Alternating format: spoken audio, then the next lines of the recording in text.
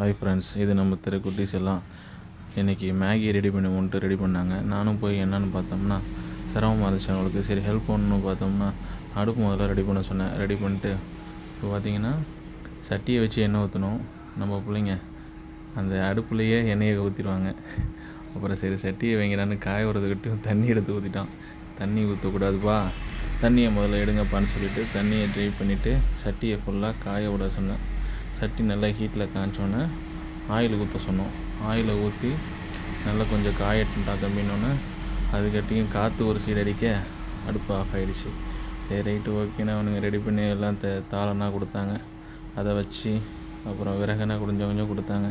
இருக்கிறத வச்சு நல்லா ஹீட் பண்ணோன்னா நல்லா சட்டி ஹீட் ஆகி நல்லா சூடு வந்து எண்ணெய் பார்த்திங்கன்னா நல்லா அந்த இது தெரிஞ்சிச்சு, கொதிக்கிறது ரொம்ப ஹீட்டானது தெரிஞ்சிச்சு. சரி ரைட்டு ஓகே, இந்த டயத்தில் தான் ஆனியன் கொட்டணும் தம்பின்னு ஆனியன் போட சொல்லி ஆனியனை போட்டு நல்லா வதக்க சொன்னால் நான் போனதுக்கப்புறம் அவனுங்க எல்லாம் கொஞ்சம் ஒதுக்கிட்டானுங்க.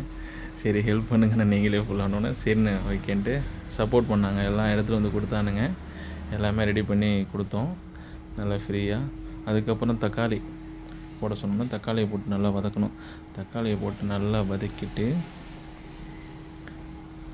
என்னை கொஞ்சம் நல்லா வதக்க சொல்லிட்டேன். தக்காளியை நல்லா வதக்கிட்டு அதுக்கப்புறம் ஆயில் ஊற்ற சொன்னோன்னா ஆயில் ஊற்றுனாங்க. சட்டியும் சின்னதாக இருக்குது, கரண்டியும் சின்னதாக இருக்குது, அடுப்பும் சின்னதாக இருக்குது. இருந்தாலும் ஆசைப்பட்டு அந்த பிள்ளைங்க செய்யும் போது ஹெல்ப் பண்ணுவோன்ட்டு ஹெல்ப் பண்ணேன். வதக்கினதுக்கப்புறம் வாட்ரு கொஞ்சம் தேவையான அளவு ஊற்றிட்டு மசாலா பாக்கெட்டு இருந்ததெல்லாம் ஒன்று ஒன்றா கட் பண்ணி அதில் போட்டாச்சு.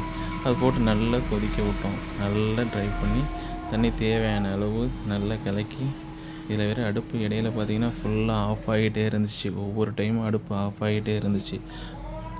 காற்றுல பார்த்திங்கன்னா நெருப்பு அணைஞ்சிக்கிட்டே இருந்துச்சு. அதை ஒரு சைடு ரெடி பண்ணி தம்பி எடுத்து வாங்கடா எல்லாம் விறகனா கொண்டு வச்சு அதை சூடு பண்ணி விட்டு எப்படா ஹீட் ஆகும்னு பார்த்து நல்லா ஹீட் பண்ணி நல்லா அது கொதிக்க விட்டு போட்டால் தான் நல்லாயிருக்கும்.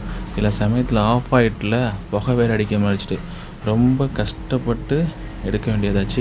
ரொம்ப கஷ்டப்பட்டு எடுத்துருக்கேன் மக்களே. என் வீடியோ லைக் பண்ணுங்கள், ஷேர் பண்ணுங்கள், சப்ஸ்கிரைப் பண்ணுங்கள். பசங்களுக்காக ரொம்ப கஷ்டப்பட்டு மேகி ரெடி பண்ணி கொடுத்தாச்சு.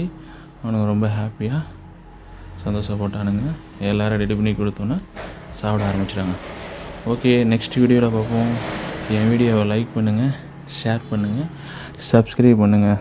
நெக்ஸ்ட் வீடியோவில் பார்ப்போம். பாய்.